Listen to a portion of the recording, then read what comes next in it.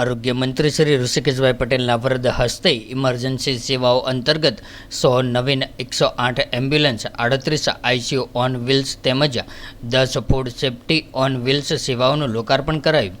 રાજ્યના નાગરિકોની આરોગ્ય અને સુખાકારીને ધ્યાનમાં રાખીને ગુજરાત સરકારના આરોગ્ય વિભાગ દ્વારા નવીન 108 એમ્બ્યુલન્સ, 38 આઈસીયુ ઓન વ્હીલ્સ તેમજ 10 ફૂડ સેફ્ટી ઓન વ્હીલ્સ રાજ્યના નાગરિકોની આરોગ્યની સેવામાં કાર્યરત આરોગ્ય મંત્રી ઋષિકેશભાઈ પટેલના વરદ હસ્તે ઇમરજન્સી 108ની સેવાની નવીન 100 એમ્બ્યુલન્સનું લોકાર્પણ કરાયું.